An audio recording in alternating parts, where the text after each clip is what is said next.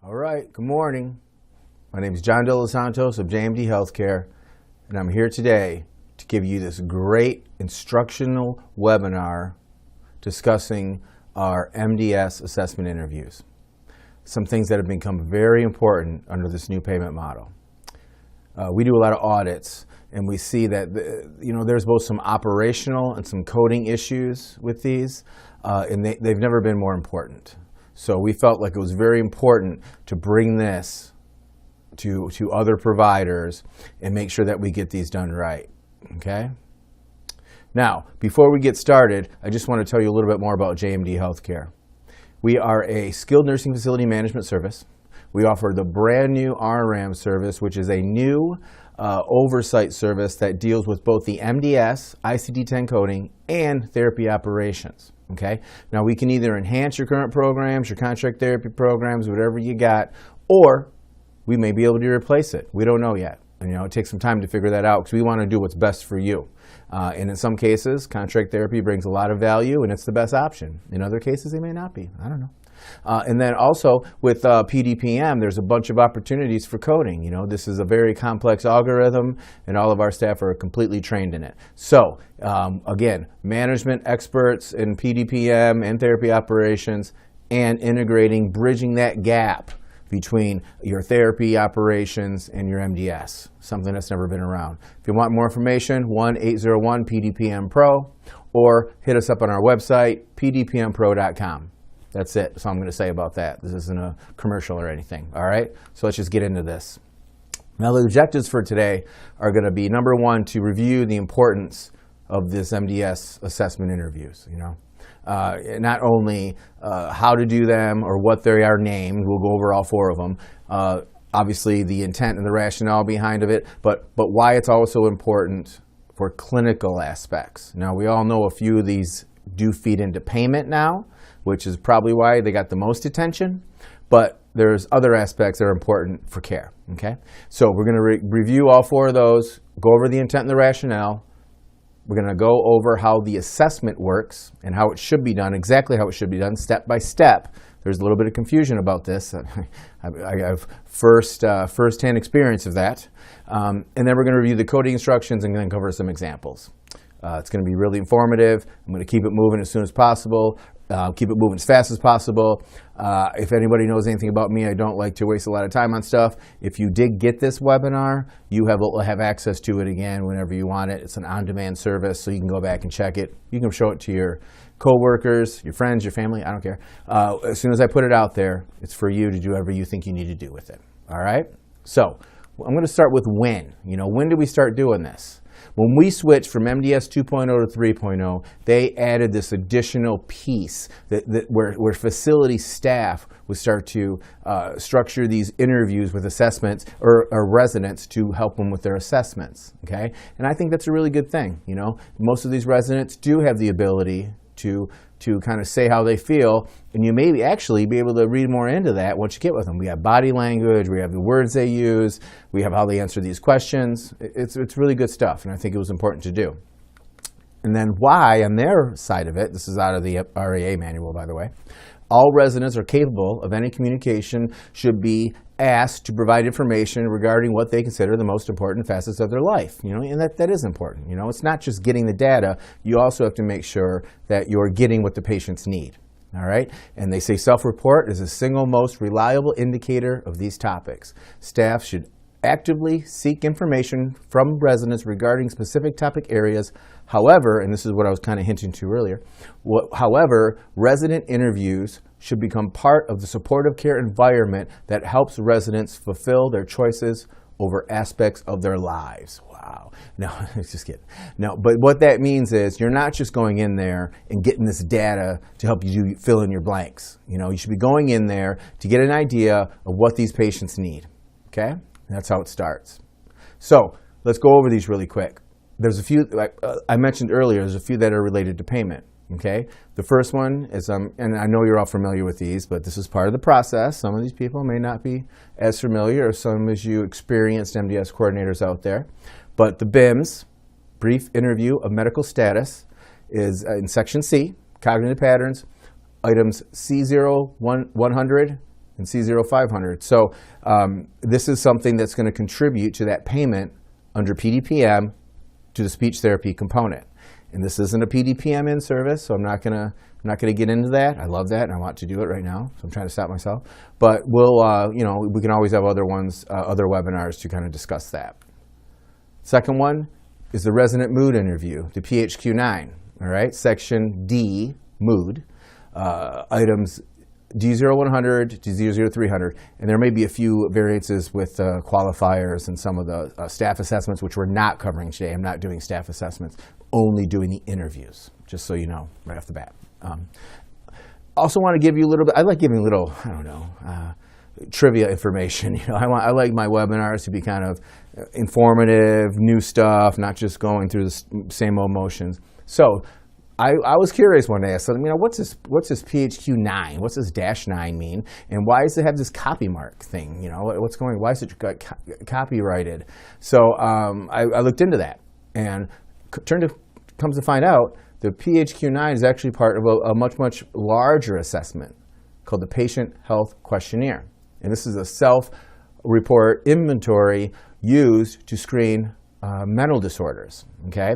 And it was developed by Pfizer, which is a pharmaceutical company, and they did copyright it, and they used this for their doctors in the 90s to help diagnose some of their patients' needs and make them appropriate for the level of medication they're receiving, okay? Now, where's the -9 come from? This is trivia. Maybe you guys have a facility trivia game, and this would be one of your questions. But the -9 actually comes from the number of questions on the original PHQ, Patient Health Questionnaire, the original PHQ that dealt with depression. 9 questions. And I think there was like 26 or 36, I can't remember. But there were so many, it was a long, long series of questions. But 9 of them dealt with depression, and they just put those 9 in the MDS, and that's why they call it the PHQ-9. There you go. You learned something today that wasn't just in the REI manual. Now, this contributes to the nursing PDPM components, to a few of them, and I'm going to go over that later also. But it will help with some of the reimbursement and multiple levels for your nursing components. All right?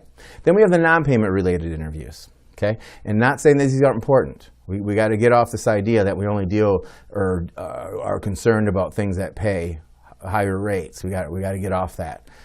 The non-payment related interviews are the interview of daily preferences, which as an OT is very important to me. I think it is important residents are recognized for what they feel like is home and what they feel like is a normal day, just like any of us would be. And that is in section F, preferences for customary routine and activities, F300 to F600. You know, although not related to payment, this is what it says on my spreadsheet here. Important to make residents feel comfortable and create an individualized plan for their stay. Very important. Now, this also is important on this is that it does contain some of the care area assessment triggers. So you're going to have to be using these for other items that are important, not just the PDPM side. Okay. Now, the next one is the pain assessment interview. And obviously, pain is an important topic always for our residents. We don't want our residents to be in pain. And it's a survey issue if you have residents in pain and you're not addressing it the right way. So this is always important. That is in section J, health conditions. J200 to J600, obviously important for care planning, pain management, also care area assessment and quality measure triggers. And quality measures, I'm just going to bust out and say this right now, are going to be very important in the very near future. With all that's happened with COVID, that 5-star rating is what people use to determine where they're going to send their loved ones. And if you do not have a good 5-star rating, which quality measures feeds into that, we're going to have a webinar about this very shortly. I would probably say within the next month or two. Been dealing with this a lot lately. If you do not have a good 5-star rating, people will not only, they won't even visit your facility, they won't even call your facility, you won't even know they even thought about your facility because everybody checks everyone else out on the internet now before they do anything. So it is very important that you get your 5-star rating to where it needs to be to make people comfortable coming to your facility because this market has just gotten more competitive than it even was before. So remember, quality measures, they're important. That's why this is going to be important for this interview. All right, so let's get right into them, not wasting any time. So the BIMs, the intent and the rationale. It's intended to determine the resident's attention, orientation, and ability to register and recall new information. Important stuff. A structured cognitive test is more accurate and reliable than observation alone. And I think all of you who've been in this field a long time, we get fooled sometimes by our residents about how confused they are. And it's not their fault. They're trying to deal with this the only way you really can. You know, you try to think that's not happening. And this is designed to help pull these things out. That's why it's very important you do these exactly how they're instructed, because there's a lot of thought that has got into this, and there's a lot of organization that went into this. And that's why these are so important, or you're going to get false returns and false information, and it's not going to help your residents. All right? Structured interviews will efficiently provide insight into the resident's current condition. Important. Pre-coding tips. And by the way, some of these pre-coding tips were the same for all of them, so just remember them. It applies to a lot of these will apply to all these interviews. You know, obviously, you attempt to conduct this interview with all your residents. You know, everyone should have a chance at this. And you know, and now today's days and age, we're talking about efficiency and staying busy. And if someone's unavailable and you think they're completely cognitively intact, I know nurses who have done this. I know MDS coordinators, even therapists who've done this. You guys, you can't do this for them, even if you think you know the answers. You just can't. It's not fair to them. You may not catch what you need to be catching. And you have to make sure that you try to do these with everyone you can, and not think filling these in for someone is going to be a good thing for anyone. It's not. It's really not. You're going to miscode something. Something's going to pop up you weren't aware of. And quite honestly, you shouldn't be filling them out anyway without not being around. That's not how you're supposed to do it. So please, it's very important. And this does happen, guys. I mean, I know some of you think, well, that's crazy. I would never do that. People do it. And they're not bad people. They're trying to speed up the process. Well, the process is the process. We need to do it. Okay? Interviews should be done in their preferred language. Hello, I mean, that makes sense. And if you can't get that, there's other ways you can try to deal with that, and we'll cover those later. If not conducted during the look-back period, you must code your patient as cognitively intact, no matter how confused they really are. That's why it's important you get these done in the time frame that is required, or they are considered intact. And that's going to cause a whole bunch of confusion in the future, and then it's all going to come back to people not getting their stuff done in time. And again, that goes back to why I was saying earlier, why people might try to do it. You got to get a better system in place. And I must say, you MDS coordinators out there, you have been very good in holding people accountable, so keep that up. It is the MDS coordinator's responsibility that these get done on time. And by the way, I put a next little bullet in there. You cannot do the staff assessment if you did not do this assessment and it was supposed to be done with the interview. You can't. It is not a safeguard. The staff assessment is strictly for those patients who cannot complete or cannot do this assessment. It is not for you to make up for your missed opportunities. If it should have been done, you need to find a way to get it done. Cue cards can assist for accuracy also. Back of the MDS, and I have some here, my cue cards that I was talking about earlier with somebody, cue cards here for pain and things like that. They're in the back of the REI manual. There's lots of other resources. ANAC has some resources. And if you do want a free set of these, contact JMD Healthcare, and we'll actually send you some of those too also, by the way. I think they're great. And actually, the REI manual talks about showing it to the patient and actually having them reading the words just to make sure you have them engaged. We'll talk about that later too. All right. So the steps for this assessment, okay? Start with the 200. The 100 was to decide if they do it or not. I think you can figure that one out. And the 200 will be the repetition of 3 words, okay? You conduct the interview in that private setting where the resident can hear you. Guys, I'm telling you, you better make sure your residents can hear you. And I think we all know the resident that's kind of leaning back, they got their eyes closed. Hey, you understand? Yeah, I'm here.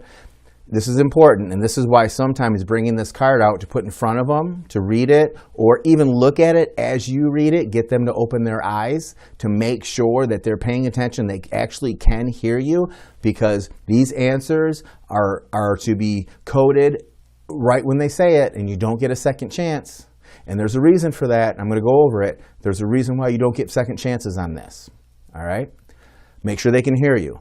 Sit face to face, introduce yourself, make sure they know why you're there, make sure they know this is important, that all are the signs that this is an important thing. You understand that these residents, people coming in and out all day long, man, they don't know what you're doing. They hear the same stuff over and over. You got to make it clear this is an important thing. You need to be sitting up, you need to be looking at me, we need to face to face, you need to hear me, you need to know who I am and what I'm doing. It's important. You need to make that clear to that resident that this is an important assessment for them. So, you say to the resident, I'm going to say 3 words for you to remember. Please repeat the words after I say all 3. The words are sock, blue, and bed. Okay? And this is also a time you could have the cue card out, showing them socks, sock, blue, bed. Boom. There you go. They see it, they look at it, because what's important is immediately after saying those 3 words, this is your code. This is what you got to put. And if you didn't have your patient fully engaged, all right, and they weren't really aware of what you're saying, if they say, what were those words again? Or what are you doing again? Who are you? You lost it, man. You have to code it as 0. They got nothing.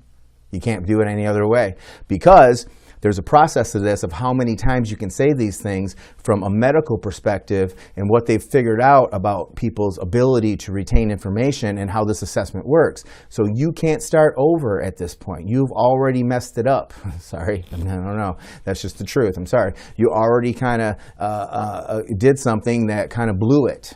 Right? So you're going to have to code it to 0 if that works. So that's what my little thing is there. The response is what's to be recorded. Right there. That's it. No second chances. And I know the RAI manual is a little bit confusing in this because it says you can repeat the words up to 2 to 3 times, but that has nothing to do with that first answer.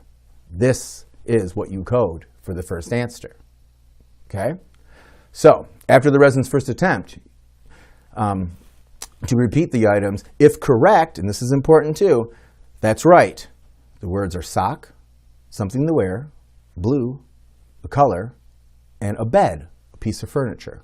Okay? And there's a reason why you're doing it this way. There's a reason why you have to say those items and the, here we go, category cue that they're part of, because that's going to come up later. You can't just say, oh, good job, you got them all right. Yeah, the words were sock, blue, and bed. No, you see, again, you did the wrong thing. You got to make sure, even if they're right, you give them the category cue, because that is important to use later. Okay? Now, if the resident couldn't recall 2 or fewer words, you say to the resident, let me say those 3 words again.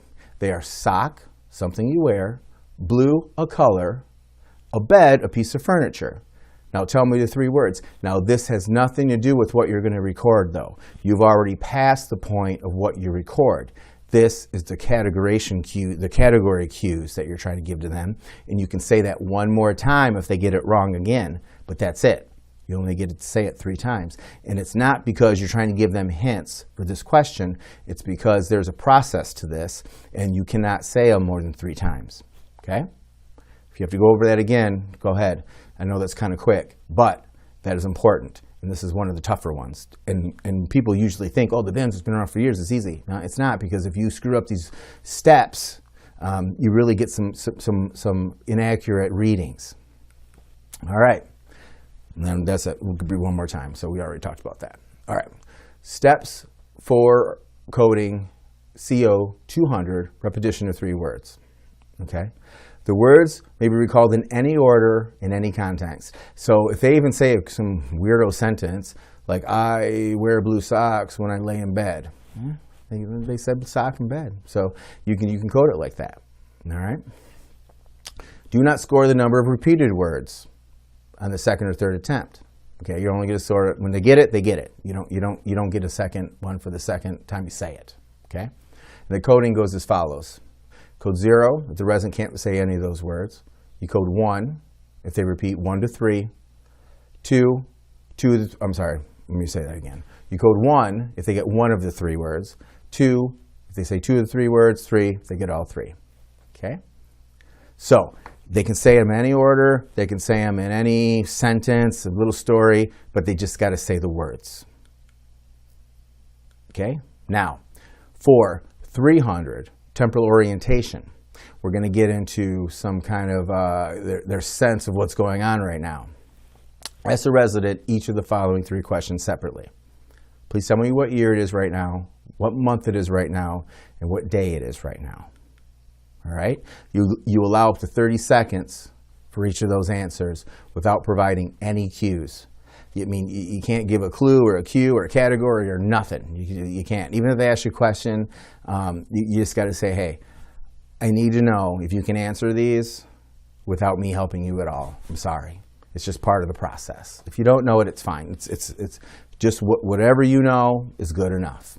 Leave it like that and let them answer the questions. People will probe you for questions, and you know it. You get questions left and right. All right? Now, for coding this, if they're able to record the correct year, there would be a 3, like correct, got it completely right. If they missed it by 1 year, it's 2, 2 to 5, 1. If they're off by 5 years or more, I'm sorry, you get a 0. So 5 years or more off, 0. Missed off by 2 to 5 years, you get a 1. Only by 1 year, get a 2. If you're in the correct year, you get that 3. All right. And then for B, the correct month, it's similar. You know, you get 0 for you missed it by 1 month or no answer. You get 1 if you miss it by 6 days to a month, and you're accurate within 5 days, which is kind of basically if you're accurate within the week of the month. It's you're good to go with that. All right. Now, a little tidbit here. The current day you're on is considered day 1. Okay, so it's actually 1 plus 4 more days. That's 5. People get confused on that. Well, is that tomorrow, yesterday? No, it's just today's 1. You got 4 days either way. Okay. And then 300C, able to report the correct day of the week. You either got to get the week, or you don't get any leeway on this one. You either get it right or you get it wrong, and that's it. Okay, 0 or 1. Steps for 400, the recall.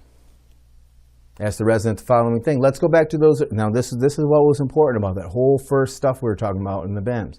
Let's go back to that earlier question. What are the 3 words that I asked you to repeat?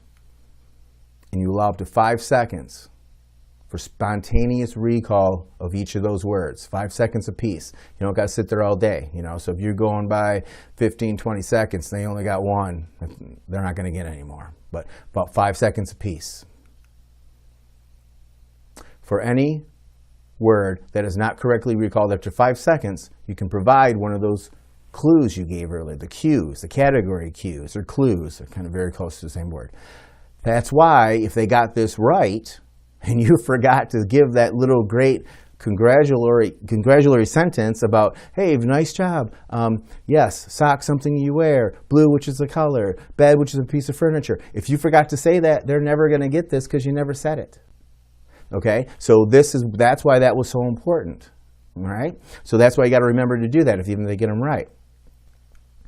You have to 5 seconds after each category cueing for each missed word they recalled. All right, so they get the cue and they get 5 more seconds. Now, to code this, for each of the 3 words the resident is asked to remember, you code 0, could not recall. If the resident cannot recall the word even after been given the cue, or if they respond in a nonsensical answer, which we haven't talked about yet, and what that means of a nonsensical answer, and most people have heard this term or figured it out. If they give an answer that really has nothing to do with the topic, if they say red, that's wrong. That's a color. They just didn't get the right one. If they say macaroni and cheese, yeah, that's the nonsensical answer. That really has nothing to do with what we're talking about. So the nonsensical answer comes into play when the answer they're given doesn't even fit the conversation that you're having at all. It's just way off the wall. That's a nonsensical answer. And we got a little more examples of those in the future. You code 1, yes, after queuing, if the resident requires the category cue, and all of a sudden remembers the word. Cool. A color. Blue, that's right, blue. Cool, that's cool. Or you code 2.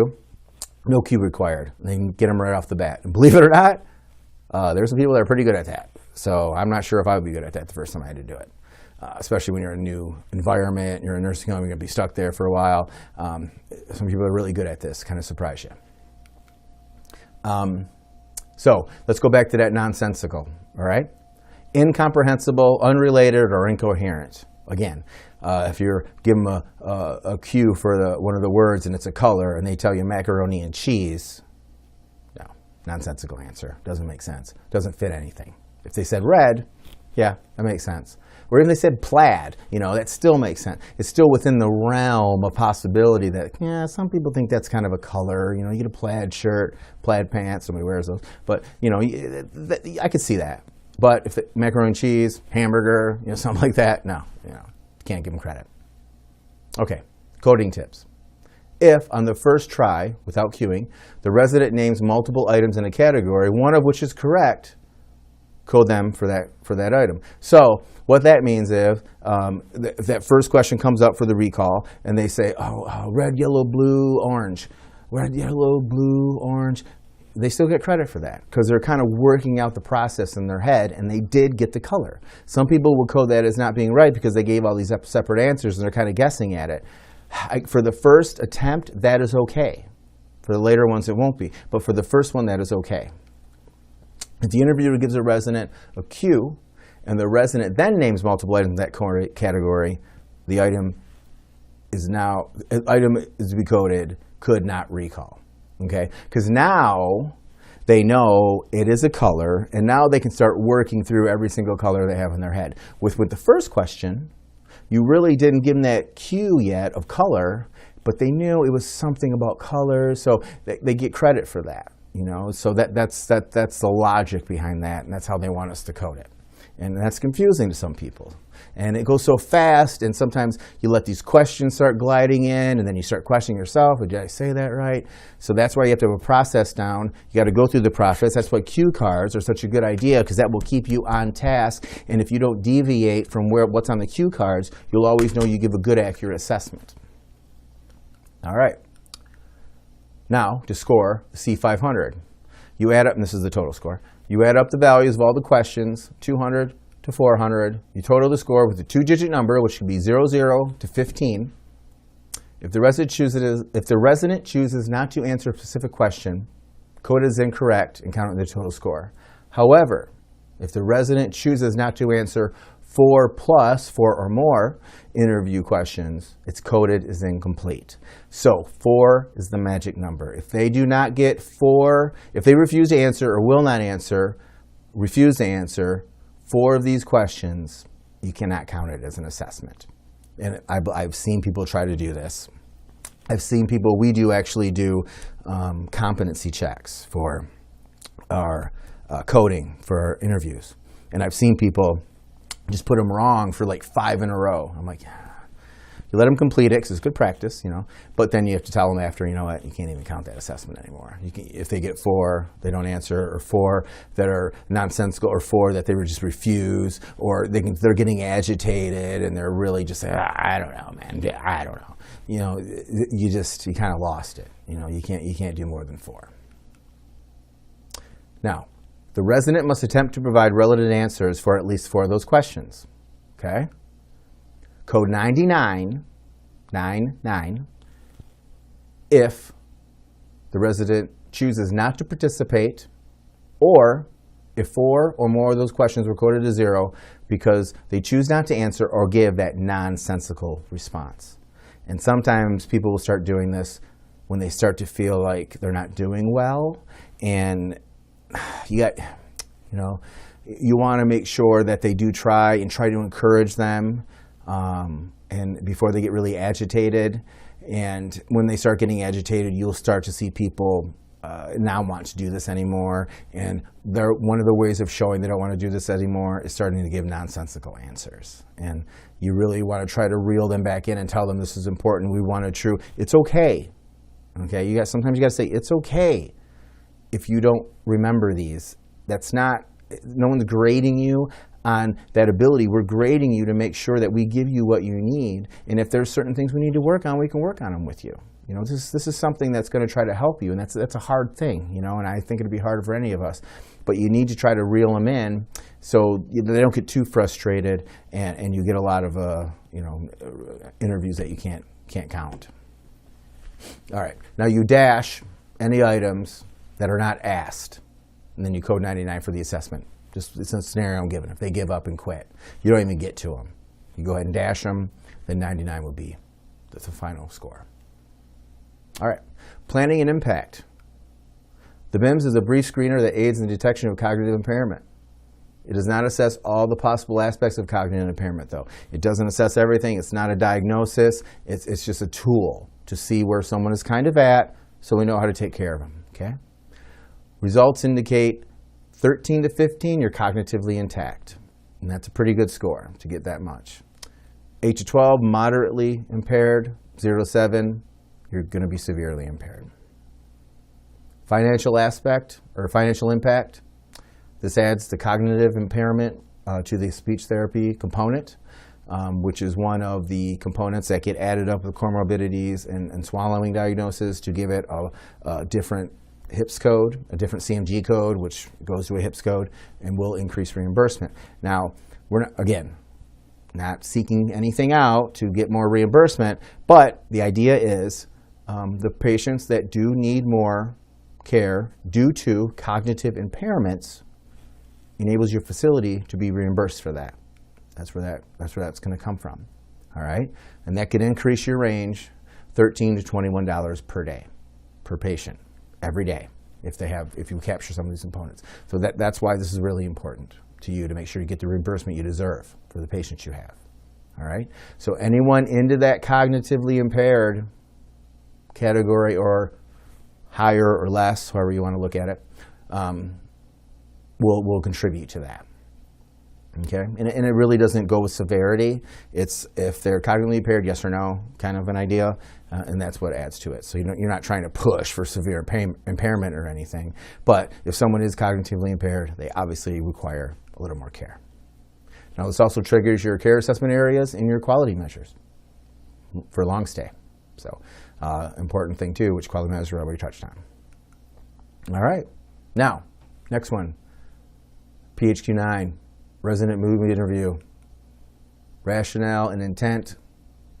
The items of this section address mood distress and serious condition that is underdiagnosed and undertreated in the nursing home and is associated with significant morbidity. I wrote is with an underline because that literally how it's written in the RAA manual. That's how important whoever put these things together thinks this is. And they didn't say may, they didn't say could, they said is undiagnosed, is associated with significant morbidity.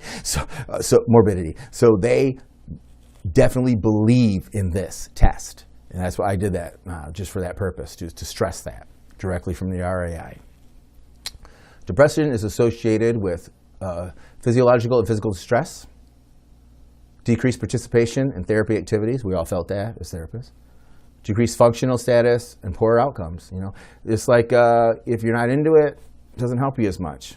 You know, if you're having this negative connotation about your demeanor and how you think your day is, you know, sometimes those things are very hard to do. I think we've all kind of felt that. Well, it's multiplied by 100 when you're in a nursing home. So we want to detect this and we'll make sure it's addressed.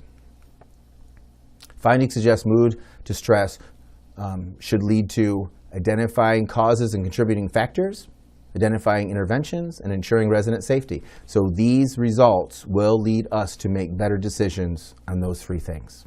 And that's true. It is. Now notice, in the manual and in all the instructions I've seen, they don't say suggesting mood distress gets you more money. You know, that's not the intent of any of these. The new PDPM payment model, I believe, is more appropriate for the skilled nursing facility because it's based on the patient's needs. But there is no more important thing than another on that MDS just because it gets you more money.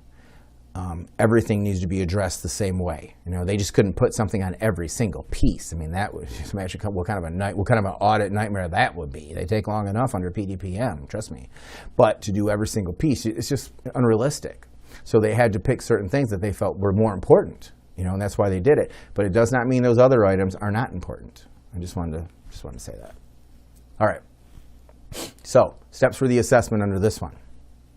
If the patient is rarely or never understood in any method, you skip to D0500 and put 0 for that staff assessment. If they can't participate in this and they can't give relevant answers, you're going to have to go about it another way, and we're not covering that. We're just covering the interviews. If the resident does or is usually understood by any method, writing, picture, pointing, speaking, you go to 200, which is the start of the interview, and you code 1 in that first 100. Okay, now explain the reason for the interview before beginning. The suggested language, and again, this is suggested. This is an actual part of the assessment. This is a suggestion. I'm going to ask you some questions about your mood or your feelings over the last 2 weeks.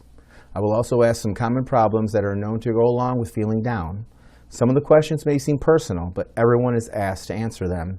This will help us provide you with better care. And I think that's I couldn't even add anything better than that. It's simple, it's to the point.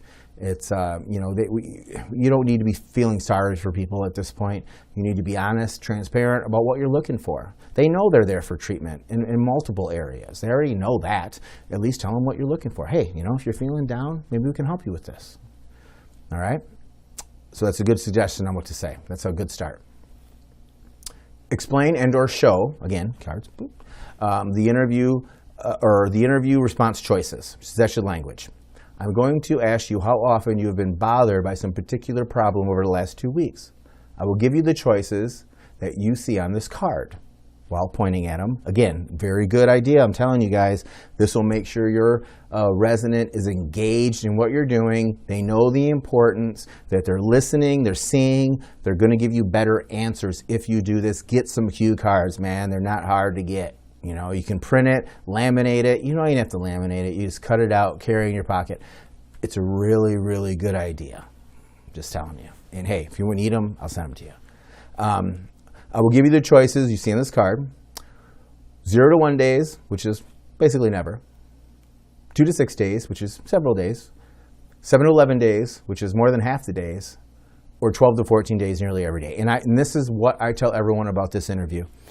2 weeks is a long time, okay? If you sat right now and you sat and thought about what have I done over the last 2 weeks. I mean, there's sometimes I'm like, it's already Thursday, and I'm thinking Monday was way long in the past, I mean, so you need to stress that a little bit before you start, so people are aware of that.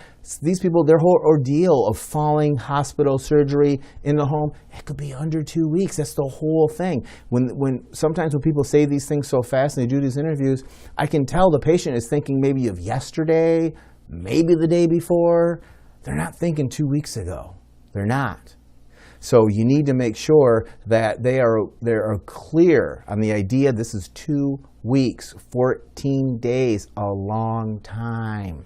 Okay? Maybe give them a reference, like, by the way, you fell, before 14 days ago. I want to give you some perspective of how to think about this. It's important because I think we get some miscoded stuff because residents, they're not thinking that far out. And it's something that takes a little effort to do. Okay? Then, I kind of cut this out for us so we don't have to go through every single word of these questions. But you would just go read through each as written, little interest and pleasure doing things, feeling down and depressed and hopeless, go through every single one of them. And then we're going to look at the presence and the frequency. All right? These are pretty simple to explain. The only one that's a little tricky is going to be that last one. Thoughts that you were better off dead, or you wanted to hurt yourself in some way. That's a difficult question to answer and to ask sometimes. And the best way to do it, it's just like one of the other questions. Say it right in the same order, right with the same cadence. Don't say, okay, now this is a big one, and I don't want you to freak out or anything. I don't want to make you feel bad. Don't do that. That really builds people up, builds up their anxiety. You're already going through all these questions. They don't like answering them. It's just one of the questions, you know? And if they say, no, of course not. Well, okay, it's on my sheet, man. I'm just reading my page, you know? But at least you can just make it a little less. And maybe someone will say, yeah, you know, I have. And in that case, you do need to let somebody know immediately. And you probably shouldn't leave that person alone until you get someone else in or talk to that person, because, you know, that's a serious concern. And it's a serious thing to have to deal with as a caregiver and as a resident. That's a serious concern. But if you say it right along with your regular questions, it won't build it up and make some dramatic thing, or people won't be hesitant to answer it at all. And you can get some honesty, and people will appreciate that if, you know, you're willing to listen. All right? Okay. Do not provide definitions, because the meaning must be based on the resident's interpretation. This is parts of the assessment. You don't want to tell them what bad is. You don't want to tell them what feeling down means. It's up to them. These are very simple terms, and if you coded them to be able to do this assessment, they should be able to answer these questions based on how they're written. Don't give them interpretations, because you may change their answers. All right? They may be looking for that too, by the way. They'll probe you for some guidance on how to answer these. Each question must be asked in sequence to assess presence, column 1, if that is there, and frequency, column 2, how often, before you go to the next question. And I've seen people do this, and I know people say, oh, that's crazy. They went through all, okay, do any of these things happen? Blah, blah, blah, blah, blah, blah. Okay, and if they did, how many times? Blah, blah, blah, blah, blah. No, it's one at a time. You get both answers. And there's a reason people answer differently when you do it this way. Enter a code for any response that's unrelated, incomprehensible, incoherent, a nonsensical response. We've already covered this. So if they say, you know, have you felt down lately, macaroni and cheese? No, it doesn't make any sense. You don't feel like macaroni and cheese. So, and if you do, we have other issues. But anyway, you need to make sure that that they're listening, that they're engaged, that they're understanding what you're saying, or this isn't worth much. For a yes response, ask the resident to tell you how often he or she is bothered with the symptom over 14 days. Okay, sometimes I like to stress that. And again, the coding is 0, 1, almost never, 1, never, or almost never will be considered 0 to 1. 2 to 6 days is several, 7 to 11, half or more, and then obviously 12 to 14, that's nearly every day. Okay, so steps for how to actually code this. The presence and the frequency have their own answers. Okay, you gotta and don't butt them up to each other either. So when I say this question, just tell me if it happens and how much. You really got to take your time with this. Sometimes if you try to rush them through it, they're not going to give you honest answers. So again, if you're going to go into the symptom presence, it's just it's there or not. So in column 1, you're going to put 0 for a no. It's just not present at all. Then 1 for a yes, if the resident gives you that the symptoms are present. And then a 9 for the non-response or the nonsensical. That's the first column. On the second column would be the frequency. So if they say yes for the symptom, you go ahead and ask for the frequency. Right in order of the questions, not come back to the ones that they said yes to. In order, all right? So the frequency would go, like we said before, never to 1 day, 0, 2 to 6 days, 1, 7 to 11 days, 2, 12 to 14 would be your almost every day, 3, all right? Okay. Select only one frequency response per item. If they get confused, if they get into a difficult situation where they're saying, well, maybe it is several, or no, maybe it's just, you got to go with the higher one. You always go with the higher one. If they're leaning in that direction, it probably is more in that direction, and it may be even worse than what they're saying. So always pick the higher one. Residents may respond verbally or with cue cards or in writing. Again, sometimes it's easier, guys, if you have these cards in front of them and they can point. Sometimes it's easier for people to do that than say it. So I always would suggest using these cue cards. repeat the question if you think it was misunderstood or misinterpreted. You know, this isn't like the BIMS where you're trying to recall things. You're trying to get real answers here, so you can repeat it. Even twice, I guess. You know, don't get lost in the weeds with going over each question again and again and again. But it's okay to say them a couple times. Responses like, well, not really. I don't know. Sometimes. Well, you know, not that much. Maybe not. You need to explore that a little bit just to make sure you get a number. You need to get a number, and that's when the cue cards come in well too. Okay, so you said sometimes. Would it be sometimes 1 or 0, or sometimes 7 to 11? You know, you can point that out, and that may be easier for them to answer that way. All right? Narrow down the answer to response choices available. They can be useful to summarize their longer answers, and then ask them which best applies. Sometimes they're going to give you a long, drug-out, paragraph-long answer, and you can sum it. So what you're saying is it happens about once or twice a week.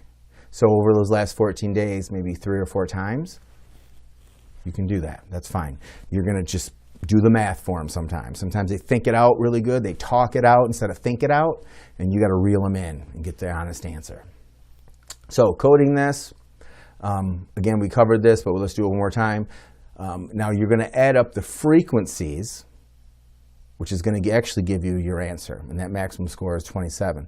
The presence is just going to lead you to get the frequencies. So you really don't use those numbers. You're going to use the frequencies, okay? If symptom frequency is blank for 3 or more items, the review is deemed not complete. So with the BIMS, it's 4. With the PHQ-9, it's 3.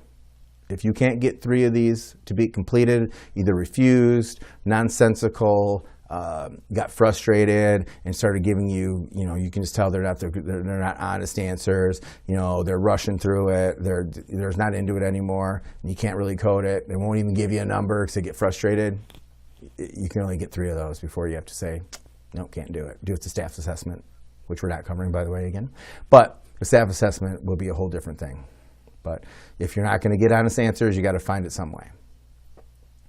And the total severity score is interpreted as follows. So 1 to 4, and again, this is only the frequency. I'm going to stress that again.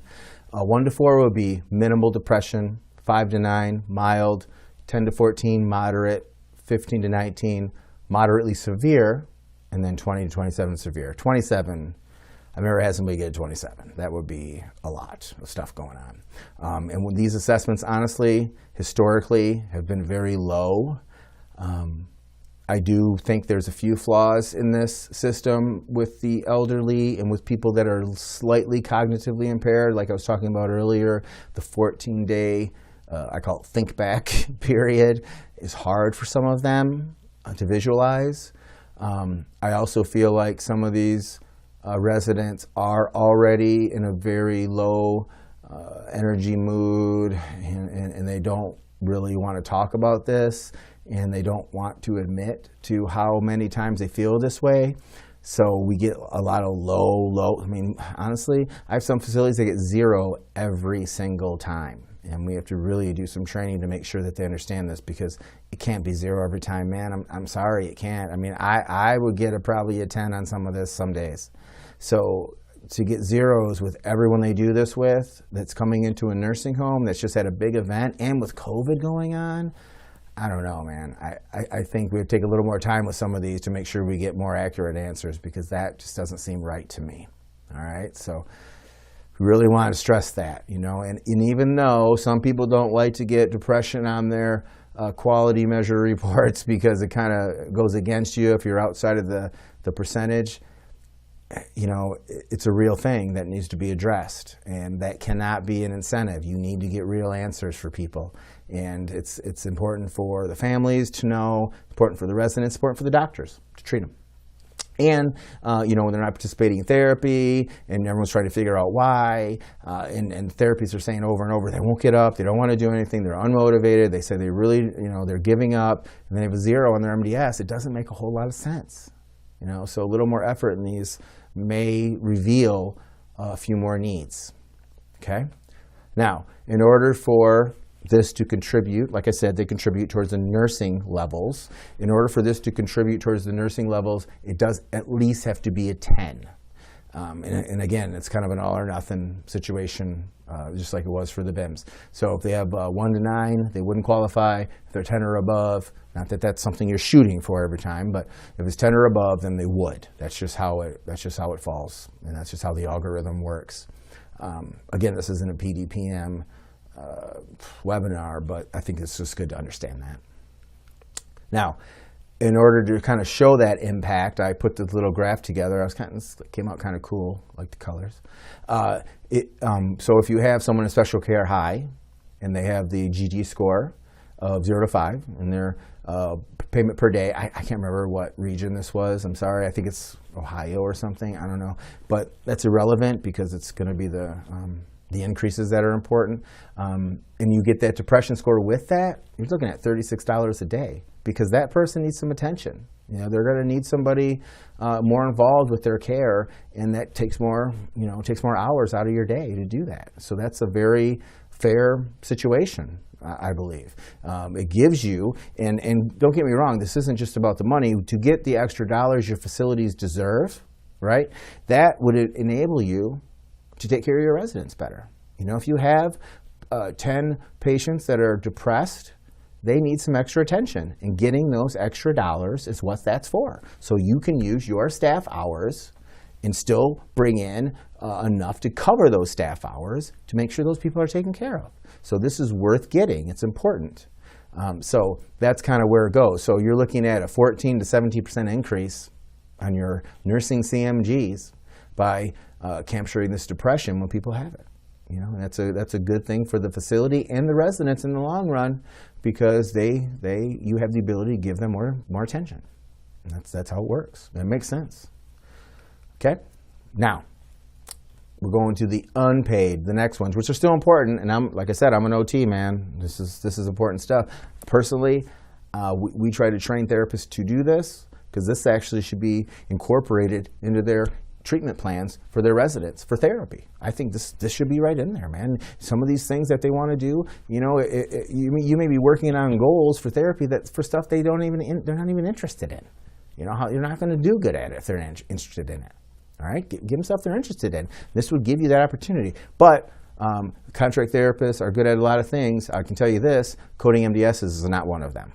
So if you are going to do this, make sure you have somebody help train them in this coding, so the facility gets everything they also deserve, making sure they're coded right. Okay, and if you need help with that, feel free to call our office, and we can give you some good training ideas, or a service that'll help you train people to be able to do this effectively, efficiently, and appropriately. Anyway, so the intent and rationale behind this. The intent of this section is to obtain information regarding the residents' preferences of daily activities. Hello, that's the OT right there. And information obtained directly for the resident or the family, significant other, or staff interviews. I mean, this is from anybody, really. This is sometimes the residents are not all forthcoming, or they're a little crabby, or they might be asleep. If their family members there, no problem. Talk to them and see what they think. Hearing the resident's voice is the most reliable. We talked about that. Quality of life is greatly enhanced when care respects the resident's choice regarding anything that is important to that resident. And see, there it is right there. If you're in therapy doing stuff that they don't even do, they're not going to do it, and they're not going to think it's good for them. If you get their interest and you do something that's important to them, this is really going to help. Okay? Some people don't care about the clothes they wear. I would wear the same clothes every day. It wouldn't bother me. It really wouldn't. There are other people that would not work. They like to be dressed a certain way on certain days, doing certain things, and that's important to them, and it needs to be identified, and it needs to be recognized. And that's exactly what this assessment is for. Interviews a lot of residents' voice to be reflected in that care plan. There it is. All right, and I took a snip of this just so it got a little bit easier. And these assessment questions are again, very simple, understandable. How important are clothes you wear? How important is it for you to take care of your belongings or things? How important to choose a bathtub shower? Those choices, snacks, your own bedtime, all those things. You just go through all these questions and kind of get that information from them. And quite honestly, this is one of those assessments that actually sparks a little bit of good in the situation. I think they like being heard. to hear this. They like that someone's taking the interest. And let me just touch on this, and I know I get off topic a little bit, but I think of all these good things that pop in my head. Take really genuine interest when you're talking to your residents when you do this. Don't do it like a checkoff sheet, like you're at a grocery store and you're checking off how many pieces of fruit, are on the stand, how many are bad, next, check, next, check. No, listen to what they're saying to you. Ask them a couple questions. Compliment on them, telling you this information, telling you you're going to help them with that. Take interest in what you're doing with these people when they're answering these questions. I mean, I see people rifle through this like it's a chore, it's just something that they have to do. They don't even want to do it. It's not a good impression you want to give. And our direct care is what gives us the representation of how we do care, is the direct care. So that's really where it happens, right there. That's customer service. Patient to caregiver, direct care, these types of things, it defines your buildings. Make sure people are taking interest when they do these. All right, steps for this assessment. Sit that resident face to face. We talked about that. Make sure they can hear you. And then, another suggestion for a beginning, I'd like to ask you a few questions about your daily routines. The reason is that the staff here would like to know what's important to you. This helps us plan your care and helps you be more comfortable. Even if you're only going to be here for a few days, we want to make sure you stay as comfortable as possible. And trust me, I know why they added that in there, because you get through half that statement and they're going to say, I'm not staying here long. My doctor said I'm leaving on Monday, by the way. Okay, I'm just saying, even till Monday, we just want to make sure you're comfortable till Monday. You should be comfortable every day. So that's a really good suggestion to start this interview. Explain the interview responses, choices. While explaining, also show the resident, again, cue cards. It will make it a little bit easier. Okay, this is something that is confusing to both residents and interviewers. Important, but can't do it, or no choice. Explain why that's relevant, what that means, and that you are, again, genuinely interested in getting them to do everything they want to do, but some things just aren't possible, but we will try.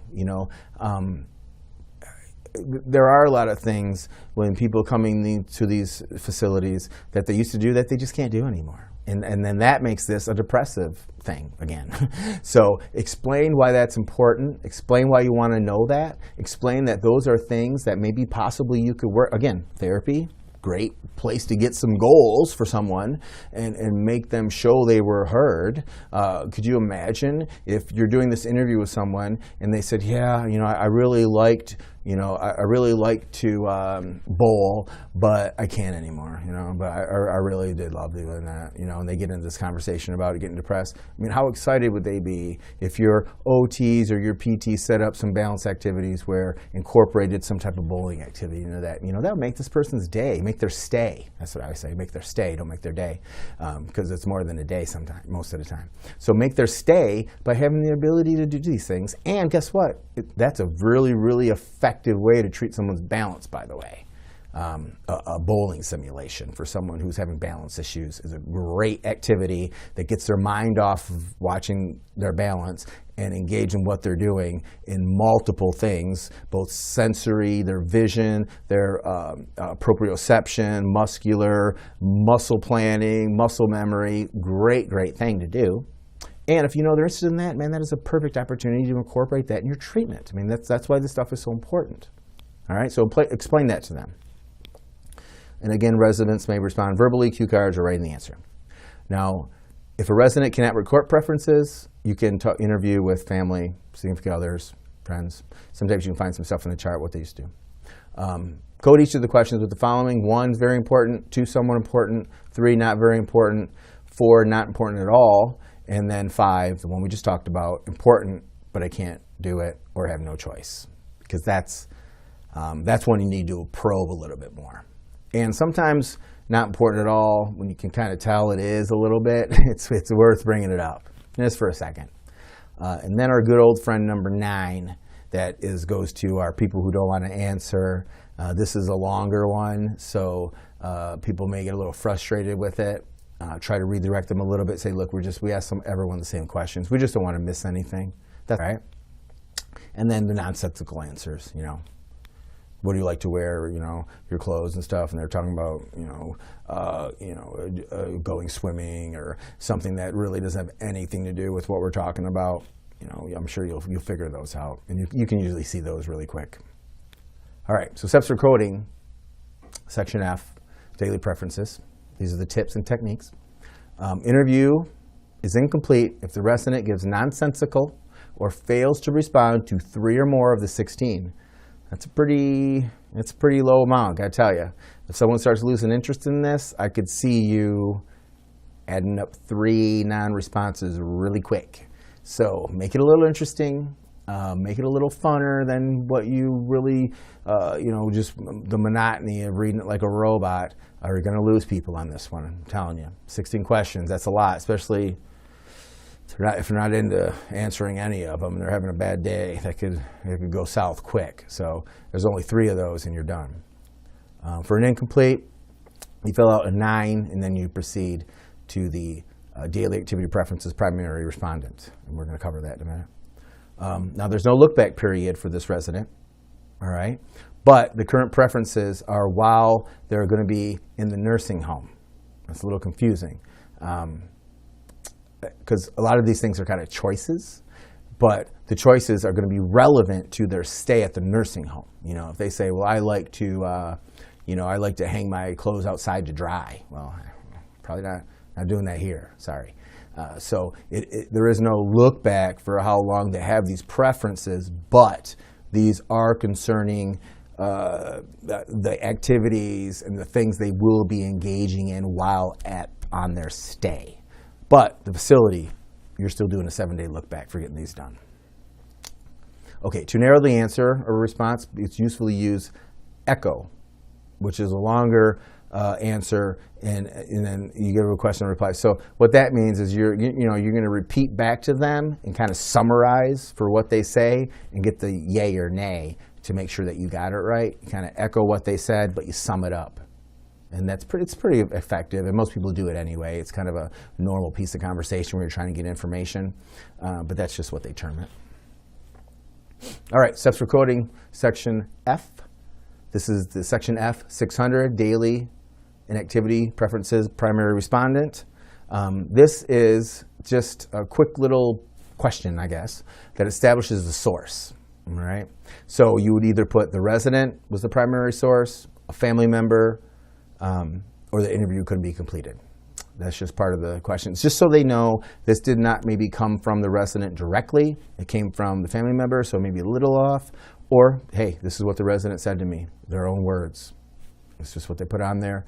It doesn't have none of these have anything to do with the PDPM payment, but both of these have the care assessment area triggers for your care assessments.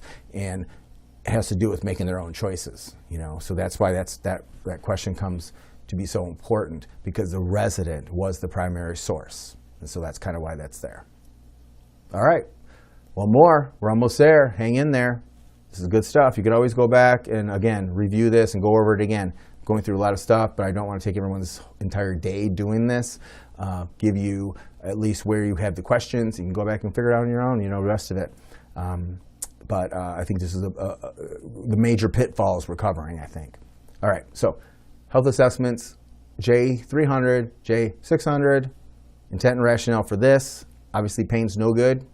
Pain will cause suffering. It's associated with inactivity, social withdrawal, depression, whole bunch of bad stuff. Financial decline. Most residents with moderate severe pain require regular PRN pain medication. Some will require a regular dose of pain medication and PRN medication. So they're on a routine dose already. They're getting, a Vicodin every day at lunch because their back pain is so bad.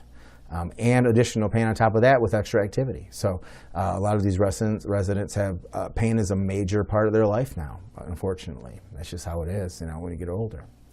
Pain can influence your participation in rehab. I can tell you that right now. I mean, everyone's in pain when they come and treat, when I come and treat them. But If it becomes a barrier, I mean, we've had some state survey issues come up where the reporting of pain has been a little lacking, and the state felt like we impeded their ability to show more progress because we didn't appropriately manage that pain. That's a real thing. And even though this has nothing to do with payment, it will if you start getting nailed with fines because you're not handling this correctly and you're not knowing what you're getting into. You know, sometimes you even realize just by doing this assessment, Mr. So-and-so is going to have to get some PRN meds before they go to therapy, you know, for sure. You know, it needs to be charted, it needs to be care planned, and the therapist needs to know, or they're not going to do anything, okay? Effective pain management interventions can help avoid the adverse outcomes, which obviously inactivity. You know, people that are in severe pain and then they have like another something come up, like a hip replacement, they already have back troubles. Man, they may never get up again, man. That's sad. You know, somebody falls and breaks a hip and they already have bad back pain. They've been in bed for a week and a half. You better get out of it. You don't have much time left, or they're not going to be walking anymore, unfortunately. So the pain medication is a way to break past some of these barriers and enable them to at least get the motion started and move in the right direction. You know, there's definitely a place for pain management.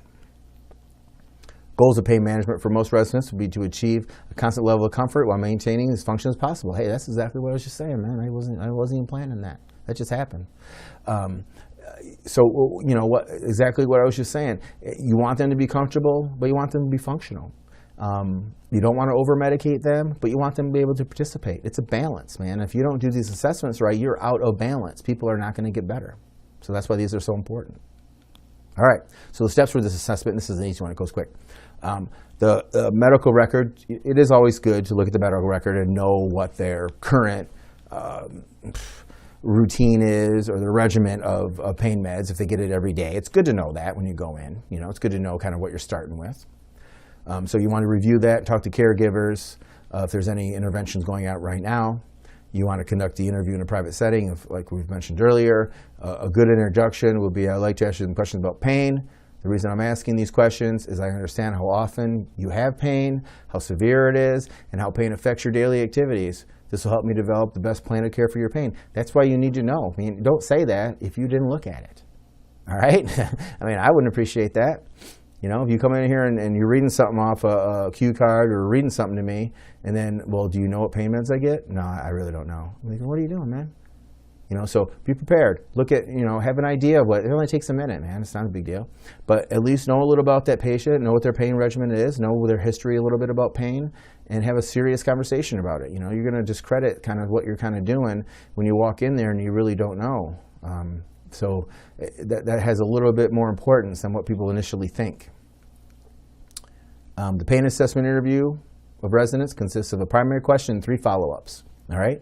And there they are, right there. Pretty simple. So you have the primary, which is the presence, okay? And then the follow-up, kind of like we did with the PHQ-9. You know, do you have the symptom or do you have the situation, occurrence? And then how many times does it happen? So, you know, you're asking the residents, have the pain in the last 5 days? And how much experience has been hurting over the last 5 days, trouble sleeping, day-to-day activities, and those would be the follow-up questions in reference to that pain. And basically, it's telling you how much it's affecting their life, okay? Primary questions, 3 follow-ups. So, as a resident, have you had pain or hurting at any time in the last 5 days? You're going to get a whole slew of pain issues with some residents, and they'll love to tell you all about them, okay? And again, take some interest, listen to what they have to say. You know, it may seem like taking a little extra time, but I think it's important for them to be heard, you know. So we call the presence or absence of pain regardless of the pain management efforts. All right, so you can't say, well, I don't know about that, man. You get a Vicodin every afternoon. I just can't believe you're still having pain. That's not what this is about. You know, this isn't a judgment if it's effective or not. You know the history of their pain management, and you're asking them the questions. That's it. You're not analyzing anything yet. This is a piece of the puzzle for you and others on your team to analyze that later. You don't do it during this interview. I've seen people try this. It's not cool.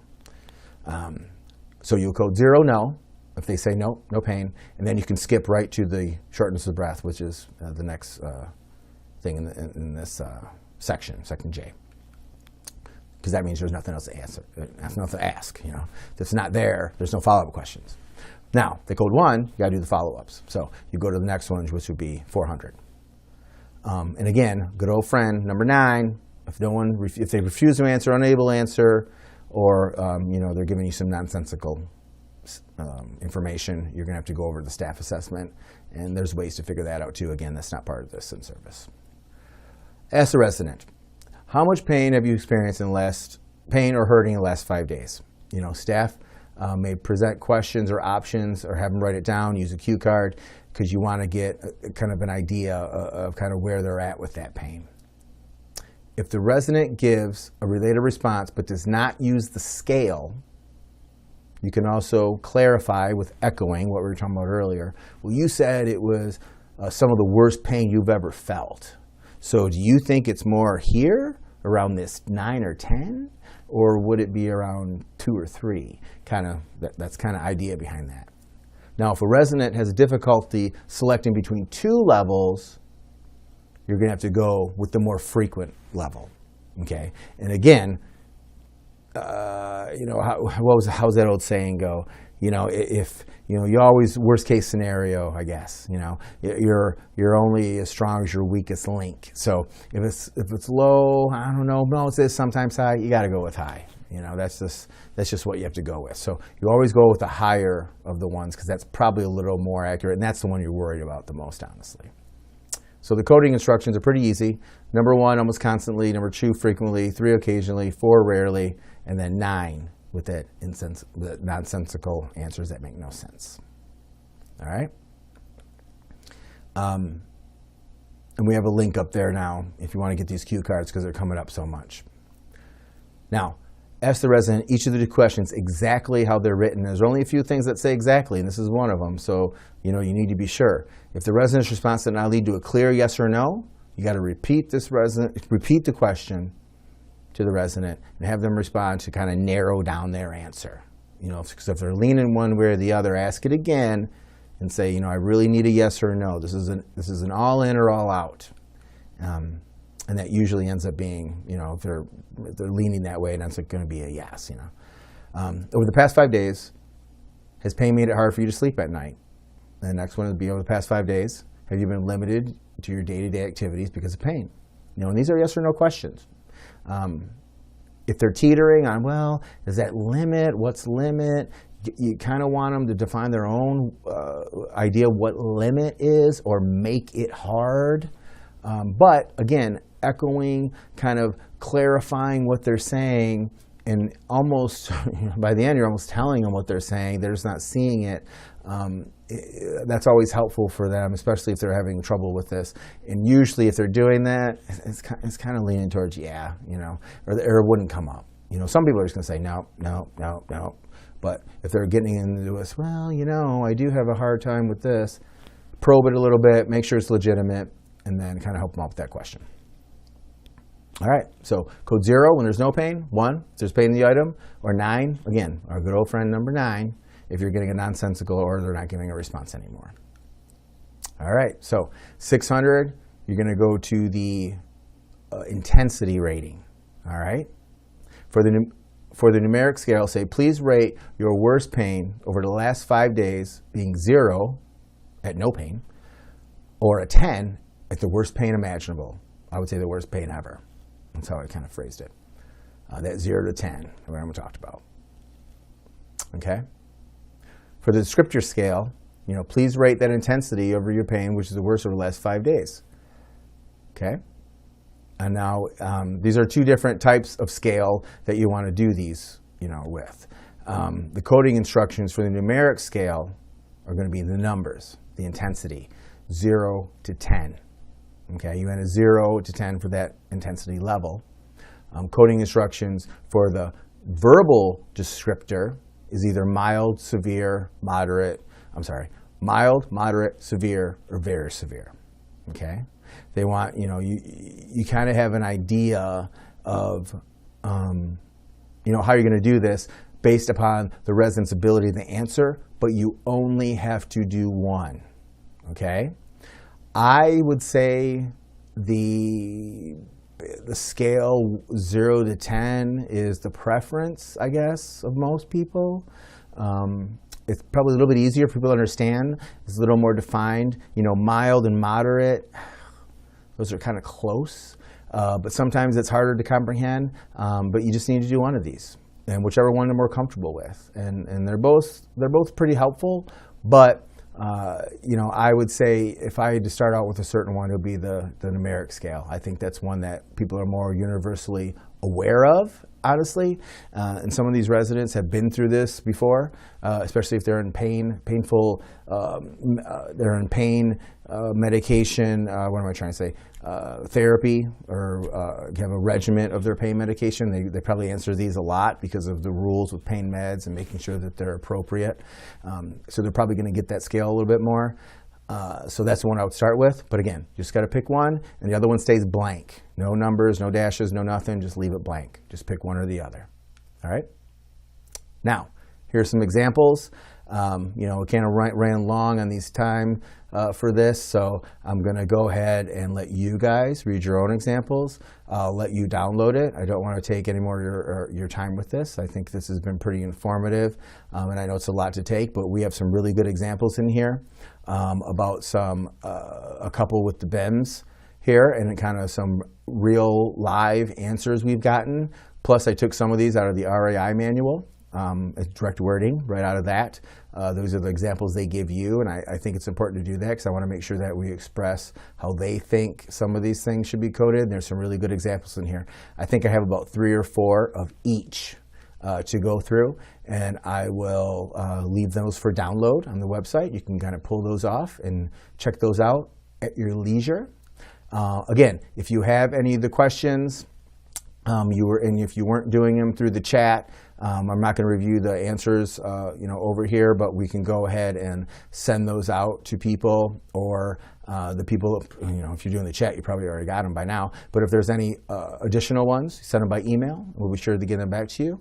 Again, this is a very important part of the payment system under PDPM. We have been assisting with the assessment interviews, way back in RUGs, but the relevance got so much more important now. I think it's one of the things that we do more, especially with the ones that generate payment. And again, if you have the ability to do competency monitoring of your staff, that is the best way to make these work. I mean, it is critical that your staff conducted these interviews, understand it per the RAI manual, not even just this. They should be going through the manual and making sure they know step by step how they're going to do it. Rehab departments have traditionally gotten little to no training in these areas, and it's essential. Continued training and oversight, competency checks, at least yearly. Any changes to these things? There's a lot of companies out there, MedPass, and there's a few others that have some worksheets that you can fill out with your MDSs that are both great for 2 reasons. You have documented proof of it with the dates and everything, and you have a tool that they can use and take in there. JMD Healthcare obviously has been using those and suggest those, but we're also making we have an online, you scan a QR and you actually can answer the questions on your phone while you're conducting it, even show the words on your phone. So that's been a new tool people are trying to use in this new tech age. Maybe the residents won't be, some of the residents don't like it, but the staff love it. And as soon as you're done, you transmit it and you send it to your supervisor, and they get it via email, and then they have a record of it. So all good stuff, all things that are important and all things we're going to be using. I included an example of the JMD competency check form that we use. I didn't include all the pages. I think I just did the first and second page, and let everybody know that this is included with our RAM services. We will do competency checks for your people in their interviews. All right? So again, any other questions, please send them through this web portal or info@jmdhealthcare.com. And if you have any other needs, if you want to any other questions, feel free to contact us at PDPMPro PDPM.com, and I'm going to thank you for your time, and hopefully this was helpful. If you do have any other suggestions for things that may help you in the future, feel free to contact us. Again, appreciate the time. I love doing these. I love the instructions, and I hope everyone has a great day. Take care.